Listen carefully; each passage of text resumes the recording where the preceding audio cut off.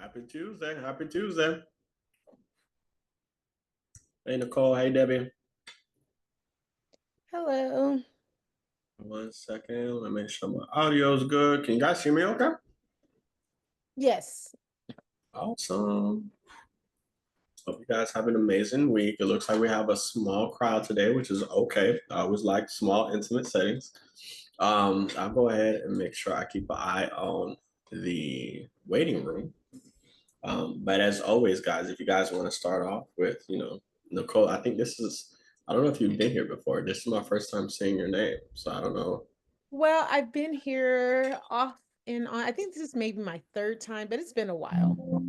Okay, nice. Well, I'm glad that you're back. As always, we can always just start off with, kind of like a brief Q&A, or if you guys have anything that you guys are working on that you need assistance with, I'm always glad to help. I always like to have it kind of like open discussion, just so we can focus on anything that's anybody's actively working on, if that makes sense.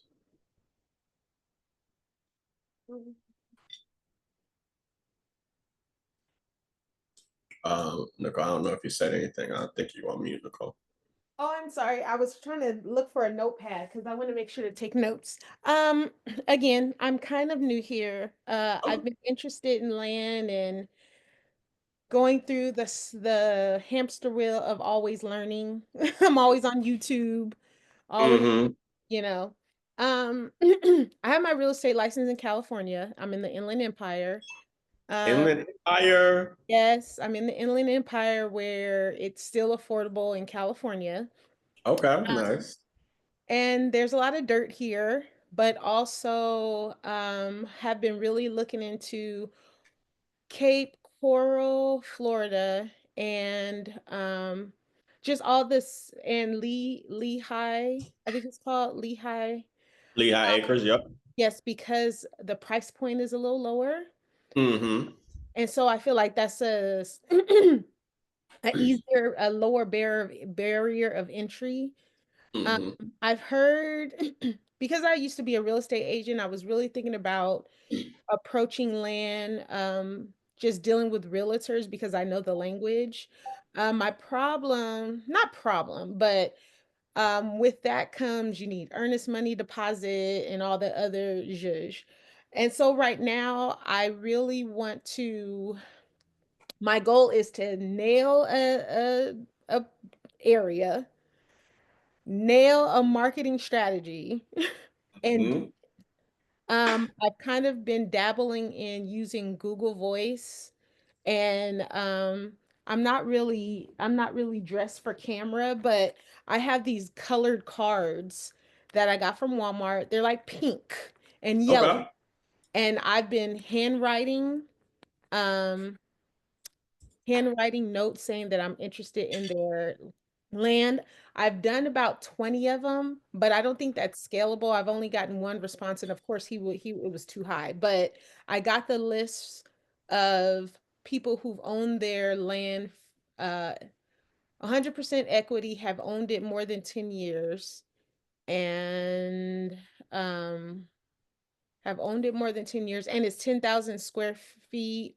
The lot 10,000 square feet because that seems to be at least in Corporal Cape Coral and those areas is what builders are looking at. 10,000 square feet, not too much for infill Mm-hmm. lots. So that's why I'm here. I'm really hoping to get a deal within the next 30, 45 days. I just need proof of concept. If I find a system that works, I know how to work it. It's just nailing that down. Sweet. In So it, I'm gonna get that's in a nutshell. sweet. So I'm gonna give you a couple of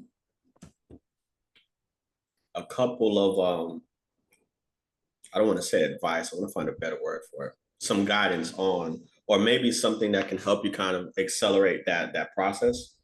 Okay. So I currently picked up this book, which I'm currently about to read, and I don't know if you could see the title of it, but it's called The Four Disciplines of Execution. Okay. I'm writing it down.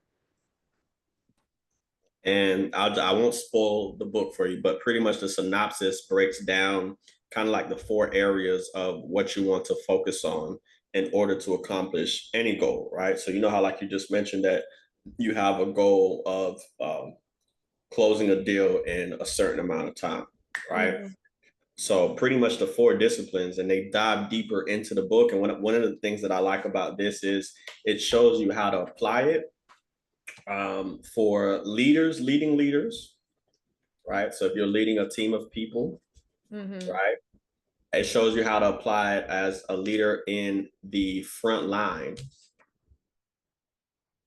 right? And then it shows you kind of like examples and stuff like that. But the four essential components of this is focus, create a focus of breakthrough results in the midst of competing distractions, right? So you already completed kind of step one by analyzing which market you want to focus on. One of the reasons why that's important, and it's already good that you already established that, is because you get to learn the market like the back of your hand. And the sooner you get to learn a market like the back of your hand, the quicker you train your eye on how to identify opportunities in that particular market. You're Okay. able to identify what's a good deal, what's a bad deal, what's something a builder would jump on, what's something a builder would probably be a little hesitant on moving forward with, right? Mhm. So once you identify that, you just want to like be super focused out. If you haven't already, the next thing that I would do, especially in Lee County, is get very familiar with the utility map, because the utility map will allow you, because the main question that any buyer will ask you is, does it have access to city water or city sewer? Okay. So you get super focused on the process of understanding the utility map for the market that you're in, understanding the sections of the market that you're in as well too. Cape Coral is a prime example of a market where North Cape Coral and South Cape Coral demand two totally different prices. Okay. Okay. And you have to familiarize yourself with why and how to make offers with when you're talking to sellers in those markets, right? Mhm. The next thing you want to do is leverage, apply consistent energy to activities that are most predictive of goal to success. So you want to figure out, you mentioned kind of like the Google voice. You want to make sure that you figure out, okay, how can I leverage Google voice, whether it's cold calling manually, getting someone else to cold call. You got to figure out what can you use as leverage to accelerate this process as well too. And again, this book, The Four Disciplines of Execution, goes into detail on each and every one of those, right? Engagement, you pretty much want to flip the game on switch and always know if you're winning or losing. So one of this, the way they coined this is gamifying your road to accomplishing your goals. So if you want to, let's just say close a deal in the next 60 to 90 days, you need to have a weekly scorecard of how many people you talk to, right? How many leads you generated, or just equate that to how many leads you generated that week, how many offers were made, how many were rejected, and then how many were accepted, right? Mhm. Because it's a numbers game at the end of the day. So the more you gamify it, the more you keep the focus on you getting closer to getting a yes, right? And Mhm. then obviously accountability is create a team that is accountable to for each other for driving the breakthrough result, or as they like to say in this book, creating a cadence of accountability, right? So after you completed steps 1 to 3, you need to have a weekly time every week where, come hell or high water, you have to be accountable for the actions that you took for that week associated with that goal, whether it's good or bad, right? And you have to make sure that you're okay with constructive criticism while you're being held accountable. Because let's just say, going back to your goal, if you want to close one deal in 60 days, but for 3 weeks you only reach out to 5 people, what's the likelihood of you getting to that goal? Right. Yeah. Right. But if you have weeks where week one, okay, you reached out to 20, even if you get all 20 no's, and next week you reach out to 25, you reach out to 30, you get one yes, okay. Because now you're playing, because all real estate is a game of probability and numbers. That's what people mean by a numbers game. So Mhm. even if you generated 20 leads a week, 20, 40, 80 leads a month out of 80 people, you should, you know what I mean? Now you want to ask yourself, all right, Nicole, if I get 80 people, how many of these out of these 80 people, how many of them can I get to say yes? Yeah.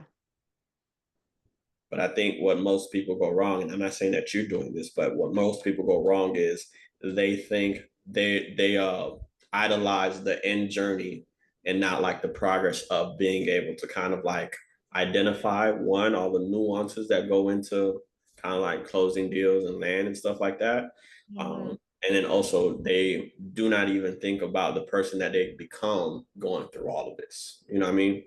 Yeah. Um, so yeah, that would be my recommendation is get like, and you already taken the actions there by identifying Cape Core and Beehive. But yeah, just figure out points of leverage. Make sure you create like a scorecard for yourself, so that way it's easier to hold yourself accountable for accountability. Okay. And then I can also show you like some live examples as well. If you need kind of like help underwriting, figuring out what's a good deal, what's a bad deal, stuff like that. Once you get an address, I always give an open invitation to anybody on this call that if you do have a seller that you need help talking to, or you need help figuring out like, hey, is this a good opportunity? Is it kind of like what I should look out for? Regardless of the situation, just bring them on a call, and I'll be more than happy to like pull up Land Portal, and then we can analyze it together. Okay. Thank you.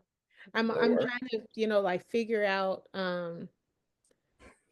I loathe cold calling. I did that as a real estate agent. Um Perfect.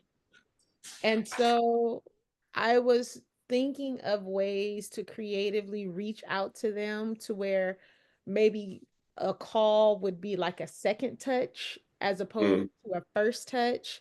So that's why I was thinking my handwritten bright envelopes would be my first touch, and then because I'm doing it kind of, not I guess you could say bootstrap. I'm using Google yeah. Voice. Um Mm, my messaging to them wouldn't come up as spam because it's a second touch, so my language would be not spammy mm, because I've already, even though, whether they got it or not, I know I mailed it. So mm. my second touch would be um with a text message.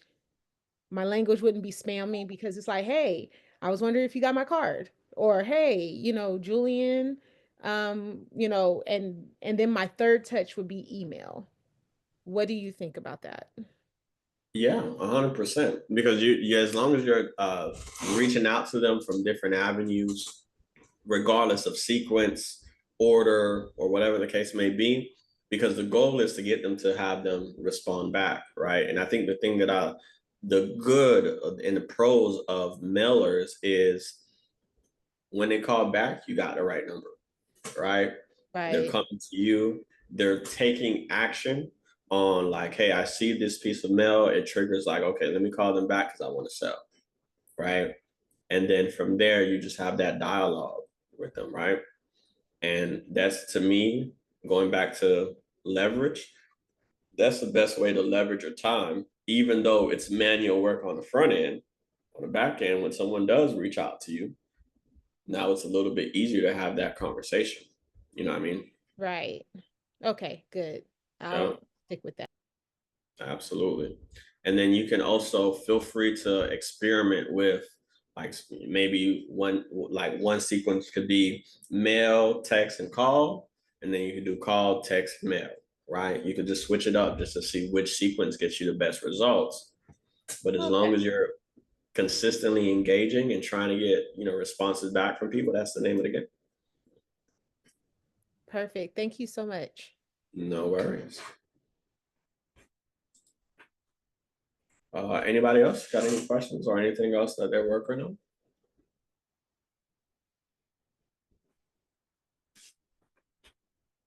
I have a question. Yeah, go ahead. Are you still texting or are you doing the cold calling first? I'm doing mainly cold calling first.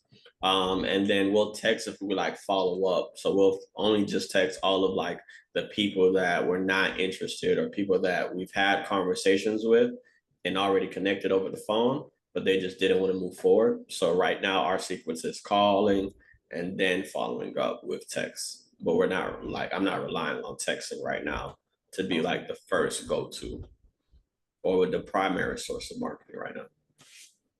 And how many people do you try to cold call like in a month or so?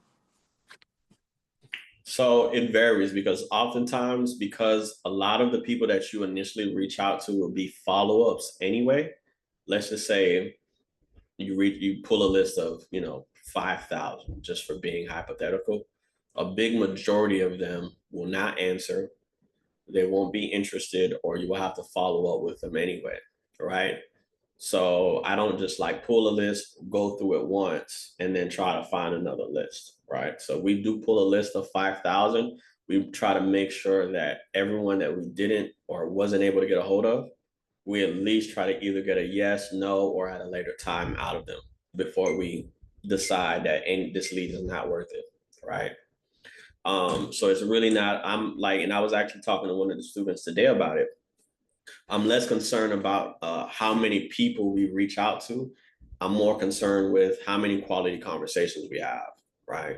Because theoretically, a list of 5,000, using that as an example, that should last you a pretty long time if you thoroughly go through it. You know what I mean? Because again, a lot of people won't answer the phone. A lot of people you have to follow up with them anyway.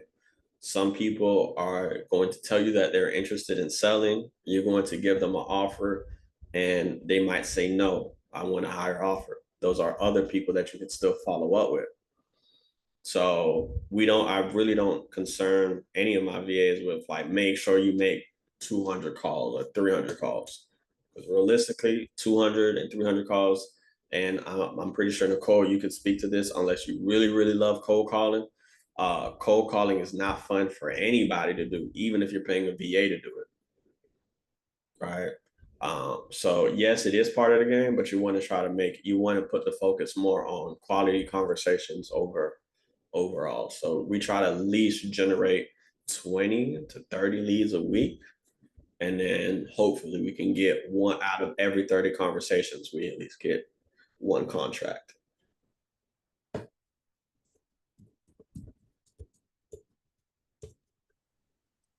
And do you use a specific dollar? I just use the one on Flow Fusion. Yeah. Oh, okay.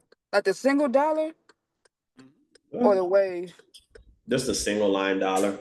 Now, Okay. Wave is a good option if you want to kind of like crank out a lot of calls. Mm-hmm. Um, but I feel like we've had good success with just a single line dollar. Now, we have experimented with Wave and it is pretty cool, but it's also an extra 150 a month. Right. Mm-hmm. So there are some things in Wave that I do not like, which is you can't really upload scripts the way you want to. Mm-hmm. But with the single line dollar, they can at least have the script pulled up and then they'll be good to go that way. Okay. Thank you. Sweet. Anybody else?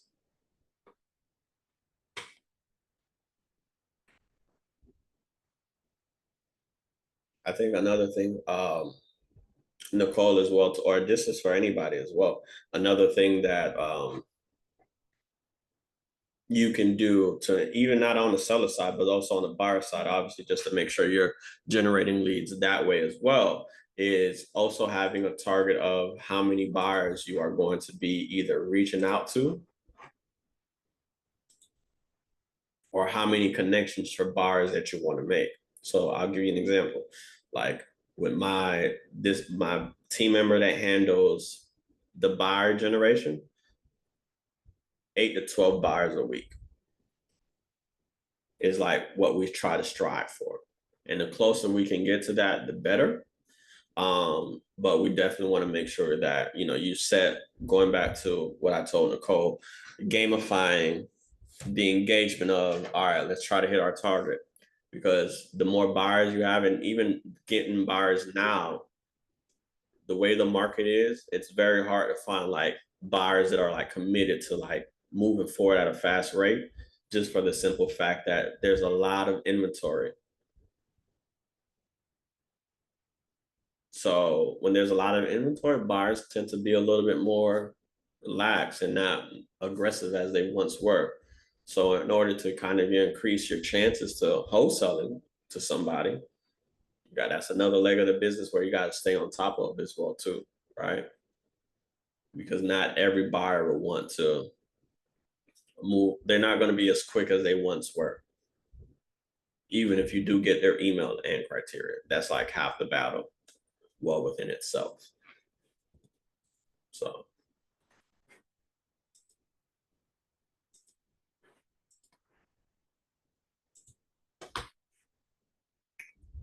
sweet.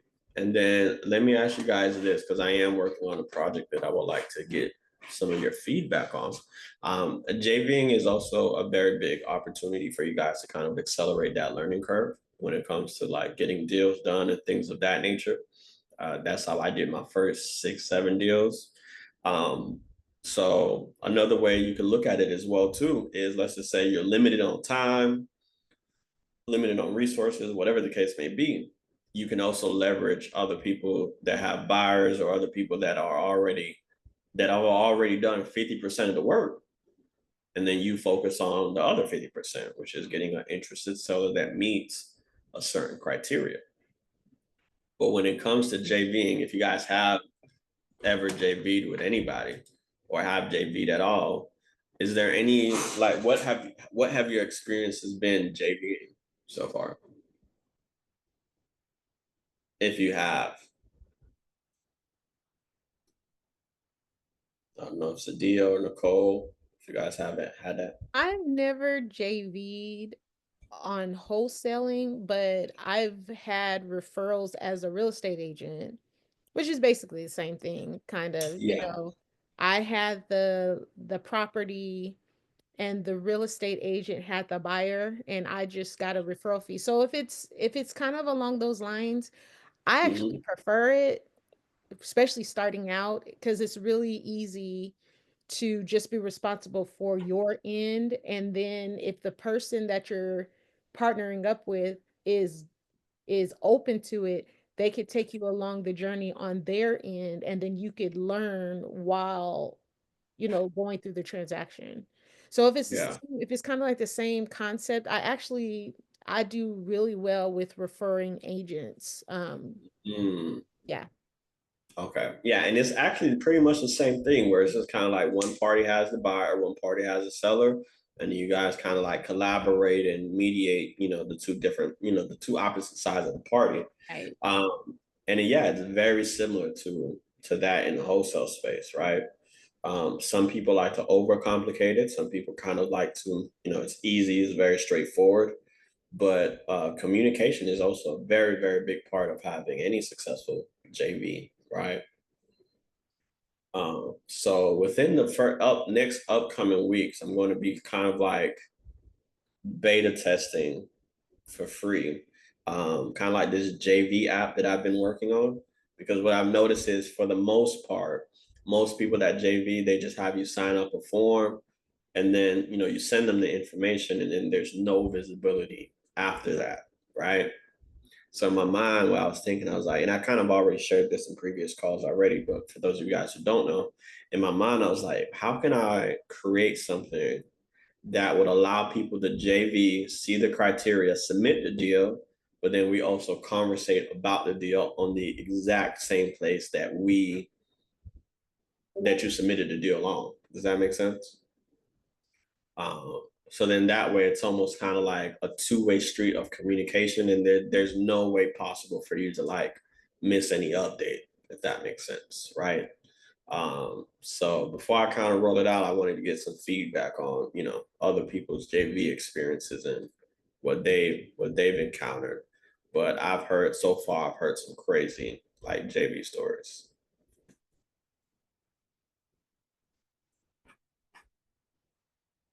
But yeah, if you guys are open to that, I would definitely love any feedback on what you think will make the JV experience smoother. Well, I mean, like I said, I've never JV'd, but I feel like any place where everything is kind of streamlined and kept in one space, um, makes it just easier, and that way you really don't have to worry about the deal happening behind your back because Mm-hmm. everything in like a portal. Um, Mm-hmm. and so I mean that seems like a good way to kind of contain and have an element that everybody kind of has the equal element of control of the way it moves and what's being said. Mm-hmm. 100%. Um, and then yeah, so hopefully within the next week, I talked to the developers last week and I told them to make some final edits before I kind of like start rolling it out because I'm a little bit of a perfectionist, a recovering perfectionist. But yeah, for the most part, yeah, that's kind of like what Nicole said, just being able to have a higher level of transparency and then also like quick, instant communication if something updates, you know what I mean? So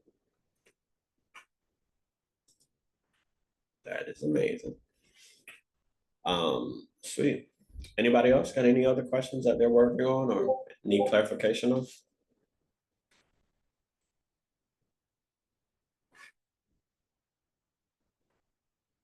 Sweet. If not, it's okay if we wrap up a little bit early. I will tell you guys this, in the next upcoming weeks, we will be going back to at least having maybe one or two guest speakers a month. So if there's any topics or anyone specifically that you have in mind that you'd love to learn from, just please let me know. And then that way we can kind of make sure that we bring people on that are aligned with the topics that you guys want to learn about. My goal going into quarter 4 for our weekly meetups is to one, not only be a little bit more engaging, but two, also provide a higher level of exposure for those of you guys who are interested in it. One of the reasons that I got this book is because I'm currently obviously in the process of uh, building. This is my first app I ever built in a long time. But one of the reasons, I guess, the season that I'm in is just making sure that I'm like constantly expanding not only my knowledge, but just you don't know what you don't know, right? And if you're not in like a constant pursuit of how can I do this and how can I do that, or what can I add to my tool belt that will make me better at what I'm currently focusing on, it's going to be hard to kind of accelerate and continue improving. So if you guys have any topics or anything that you guys want, special guest insight to talk about, please let me know. Matter of fact, let me drop my email in the chat. And then that way we can make sure that we network and bring those people on to share their expertise.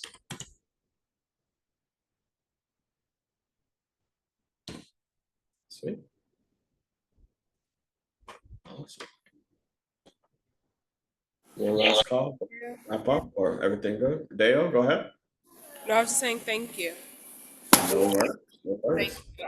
Actually, what did I wanted to ask you, what was the name of the book again? And Oh, yes.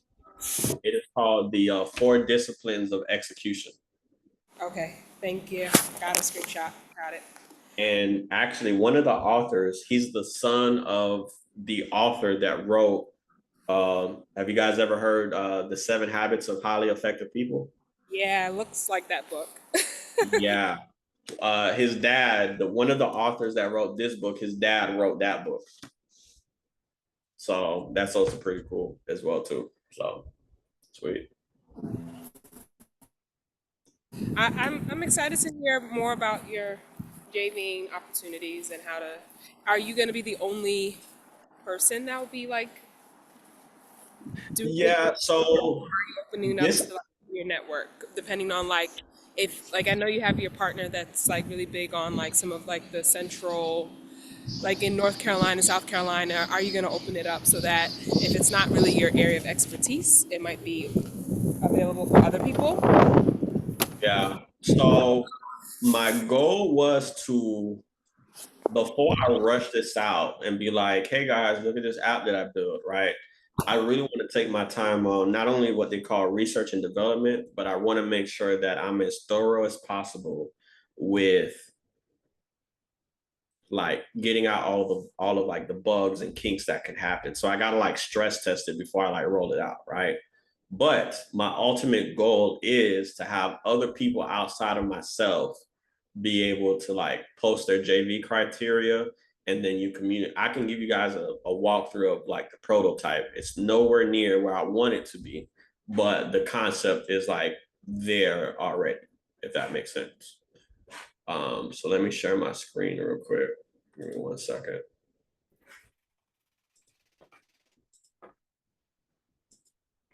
Can you guys see it? And this is all test information, by the way. This is why you see India, because the developers are in India.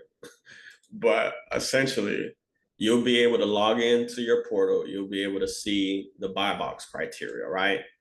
And then you'll see the location preferences, obviously the price range, the lot size, the property types. You'll see everything that you need to see in order to make or submit a deal for said criteria, right? And then boom, you submit the deal, you fill in all of the information, and on your dashboard, you'll be able to see all of the deals you submitted, right? And then you just simply click on view, and then it'll pull up. You'll be able to see kind of like the Google Maps view of where the deal is located, where you submitted it at. You'll be able to upload documents in that same place. And then most importantly, you'll be able to conversate with the person that you're JVing with. Does that make sense? Yeah. So ideally, this should make it a lot more easier. And then the goal with this conversation tab is to kind of like notify you in the chat, of course, but it also sends you email and text notifications to make it virtually impossible to be like, hey, you know, did you see the update about so and so? You know what I mean? So yeah, that's pretty much it. And then that way you'll be able to kind of see a history of all of the deals you submitted, the outcomes of it, review any feedback, things of that nature. And then again, most importantly, get buy box filters as well too.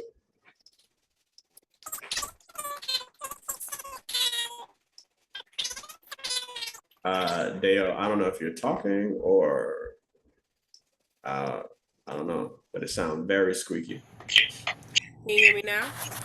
I can hear you now, yes. Sorry.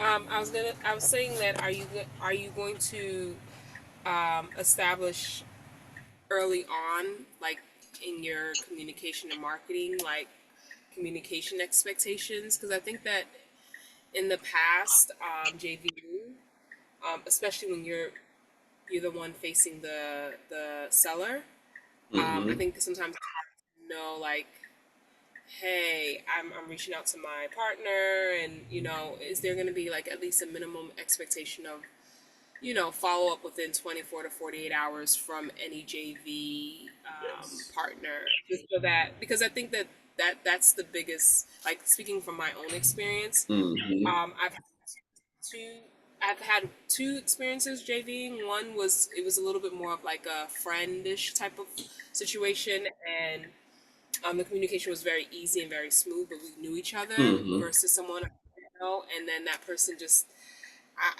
I wasn't really a priority, and not to say Yeah. that I should have been, but I had a seller who I wanted to like get back to, and I had no idea of when this person would get back to me, and it was just kind of like I was willing to just at some point I was willing to just give it up the the lead, because I just Yeah. didn't want to leave the person hanging, Yeah. but the person just didn't, again, they didn't prioritize that thing, and so I kind of felt bad leaving that person left out there in the universe, kind of like floating with Yeah.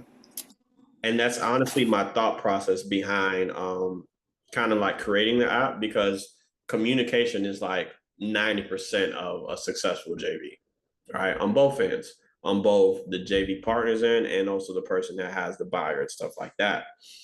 So basically, the expectation is that you should not go no more than like 24 hours without hearing some type of feedback, right?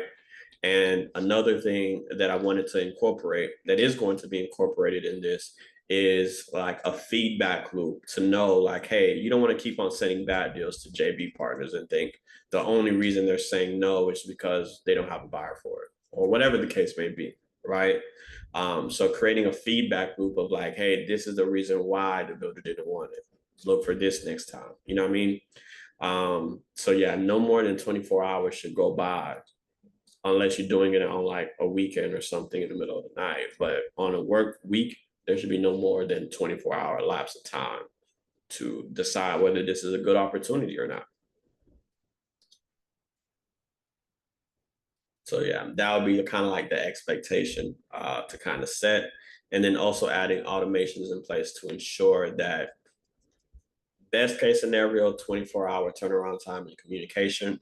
Worst case scenario, if it takes a little longer, still communicate like, hey, we got the information, we've sent it out to the buyers, we're still waiting on feedback, right?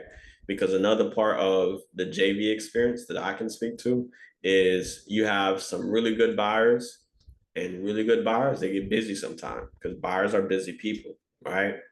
So one of the things that I'm going to incorporate in here is that if a deal gets stuck in any status for longer than a certain period of time, communication automatically needs to happen, right? Because you get an update every time the status changes. And then that, helps communication. And that's another reason why it's not one of those things where it's going to be like open to the public. And it's also free beta test because I'm the only one stress testing the incoming deals that come in. But yeah, that's kind of like what I want to incorporate as well too. And Dale, you just kind of gave me a good light bulb moment to make sure I add to my developer notes. So thank you for that question. Absolutely. Sweet. All right, guys. Well, if no one has anything else, we can go ahead and wrap up for today. And then we'll be back same time, same place tomorrow, next Tuesday. I'm talking about tomorrow. We'll be back same time, same place next Tuesday, 2 p.m. to 3 p.m. EST. And then always feel free to bring any questions, any sellers that you need help talking to, anything in your business that you need help moving the needle forward, please bring them on this call because it's a learning experience for everyone, myself included. So sweet. Okay. Awesome. All right, guys. Have a good rest of your week, and I'll see you guys next Tuesday. Okay. Okay. Have a good day. All right. You too.